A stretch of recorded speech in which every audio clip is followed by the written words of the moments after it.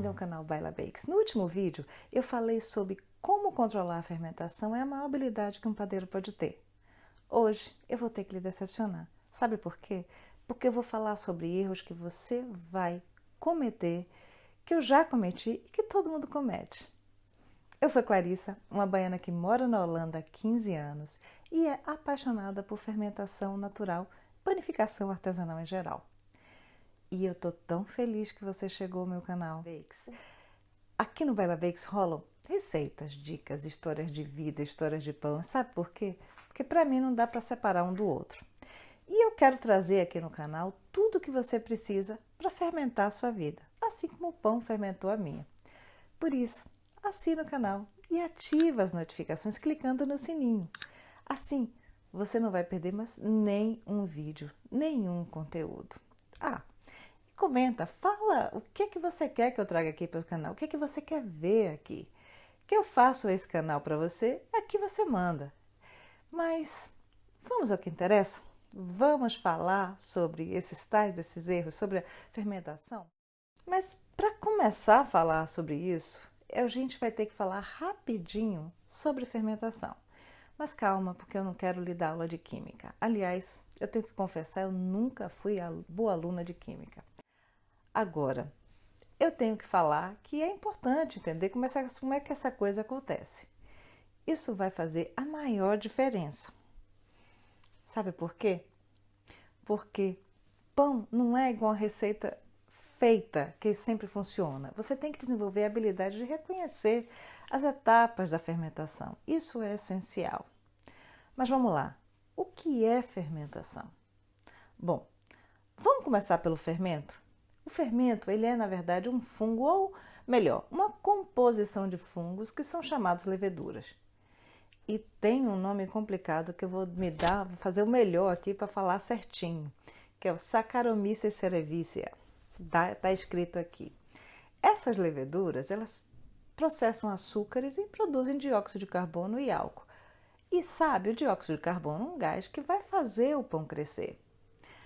Acontece que essa cultura de organismos também tem bactérias que no processo de fermentação elas liberam ácidos que dão sabor ao pão. Sabe esse sabor azedinho do pão de fermentação natural? E aí você vai me perguntar, e o glúten? Onde é que fica? O glúten é um outro jogador nesse time da massa do pão. Quando a farinha é misturada com a água e a atividade química entra em ação, as duas proteínas começam a trabalhar, a gliadina e a glutenina. Para os íntimos, gli e glu. Vamos simplificar, né? Sabe como é que eu visualizo isso? Eu visualizo duas rendeiras que vão tecendo uma rede, com a ajuda de outras, é verdade, mas vamos simplificar, como eu falei. Essa rede de glúten, ela dá estrutura e armazena aquele gás, o dióxido de carbono, que foi falado no início, que ele é produzido pelo fermento. Então, agora que a gente entendeu um pouquinho, eu espero, da fermentação, vamos falar sobre essas fases do processo, sobre os erros mais comuns, os pontos durante o processo que podem gerar erros.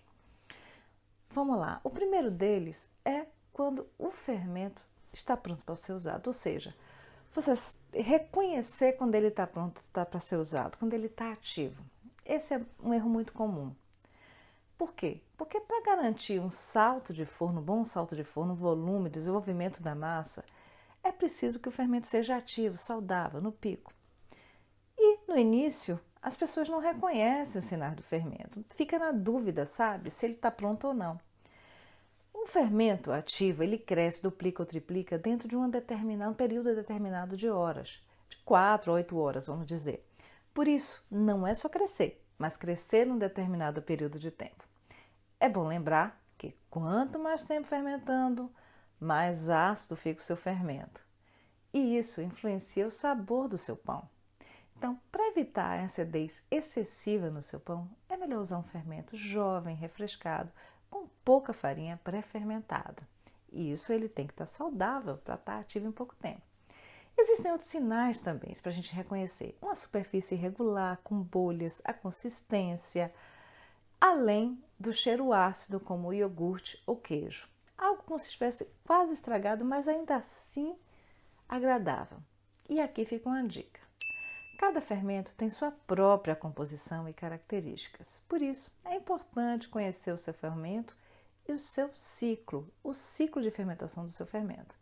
Estabeleça uma rotina para refrescar o seu fermento e reconheça bem ele, conheça todas as características dele. Essa é a melhor dica que eu posso lhe dar.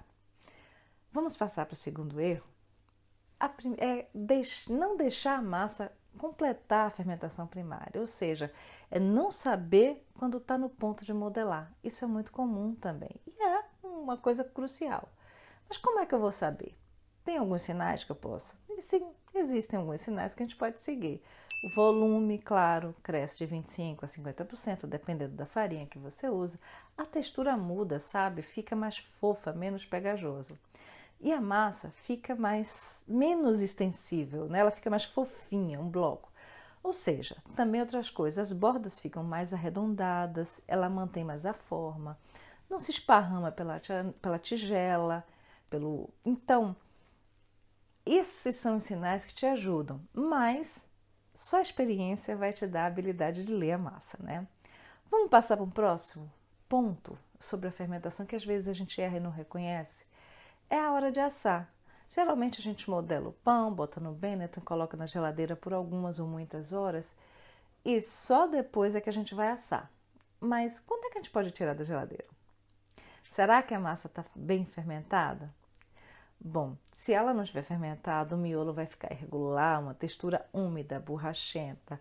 A gente vê que a fermentação, alguns buracos perto da casca.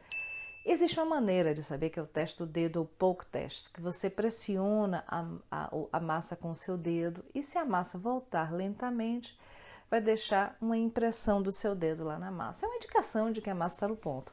É infalível? Não. Sabe por quê?